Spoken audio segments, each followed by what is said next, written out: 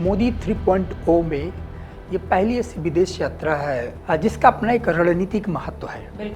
Russia has already maintained a very delicate line, not getting too close to China at the expense of India, और west को संदेश देने के लिए कि रिलायबिलिटी को लेकर के और टाइम टेस्टेड पार्टनरशिप को लेकर के दुनिया में कोई ऐसा मुल्क नहीं है। रूस ने जब यूक्रेन पर पहली बार हमला किया था 2022 में, उसके बाद पीएम नरेंद्र मोदी पहली बार रूस की यात्रा पर अगले हफ्ते जा रहे हैं पुतिन से मुलाकात करने। ये जो मुलाकात है ये कई मायनों में अहम मानी जा रही है। इस मुलाकात से अमेरिका जो है वो बेहद नाखुश है। अब इस यात्रा के जो मायने निकाले जा रहे हैं, इन्हीं सबको समझने के लिए आज हमारे स्टूडियो में मौजूद हैं प्रोफेसर एक्सपर्ट संदीप त्रिपाठी जी। त्रिपाठी जी, आपका बहुत बहुत स्वागत है। Thank you so much.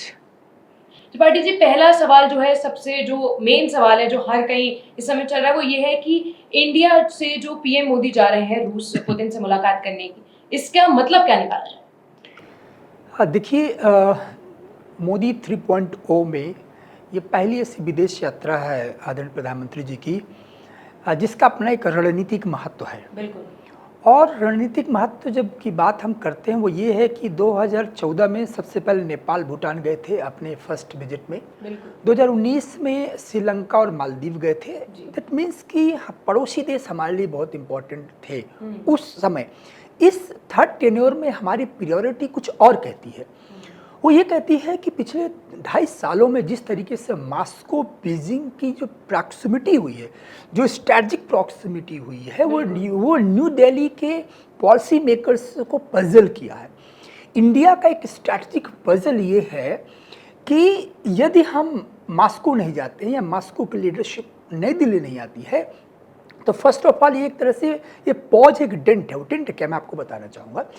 अक्टूबर 2000 में अटल बिहारी वाजपेयी, उस समय के हमारे आदरणीय प्रधानमंत्री जी, और व्लादिमीर पुतिन, ये दोनों का एक मीटिंग होती है और स्पेशल स्ट्रैटेजिक पार्टनरशिप में साइन होता है, जिस बात को रेखांकित किया था उस समय कि हम हर साल एनुअल विजिट करेंगे। आप एक साल आप जाएंगे, एक साल हम आएंगे।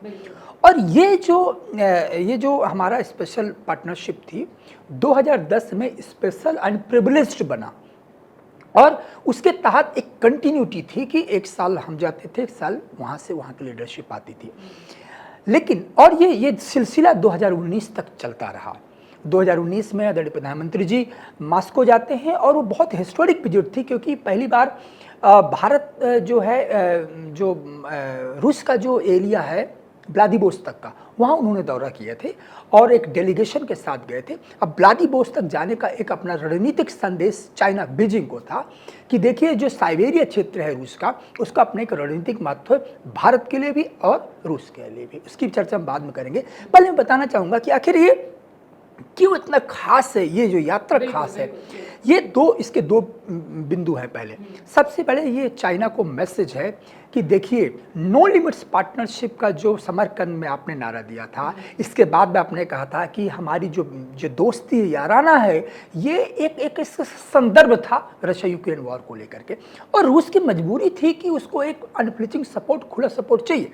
रूस वहाँ चलता गया और भारत को जब समझ में आया कि कहीं ना कहीं ये जो प्रॉक्सिमिटी है ये प्रॉब्लम न कर दे। हालांकि ऐसा नहीं है, ऐसा इसलिए नहीं कि Russia has already maintained a very delicate line, not getting too close to China at the expense of India. ये बहुत क्लियर लाइन है रशिया की। ये मेरा हमेशा एक कन्विक्शन रहा है कि मॉस्को और न्यू दिल्ली का जो स्ट्रैटेजिक लाइन बहुत मैच्योर है कोर जियोपॉलिटिकल इश्यूज को लेकर के। हम इंटरफेरेंस नहीं करते। चाइना के सुपर मॉस्को कहता है इंडिया को no external regional involvement, it's bilateral issues. तो मॉस्को क्लियर है, इंडिया और न्यू दिल्ली और मॉस्को क्लियर है दोनों के कोर सेंसिटिव इशूज को लेकर के।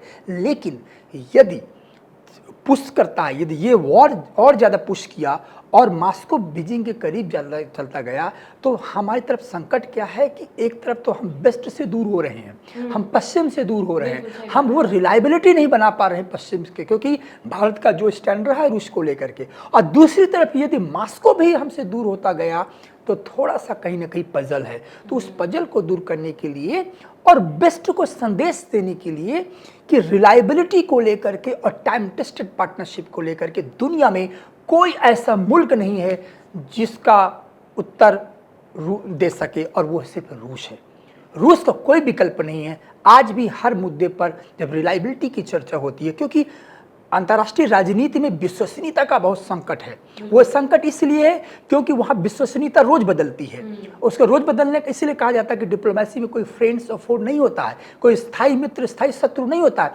लेकिन भारत और रूस ऐसे रहे हैं जहाँ पर एक कंटिन्यूटी रही है। तो एक ये संदेश है चाइना को।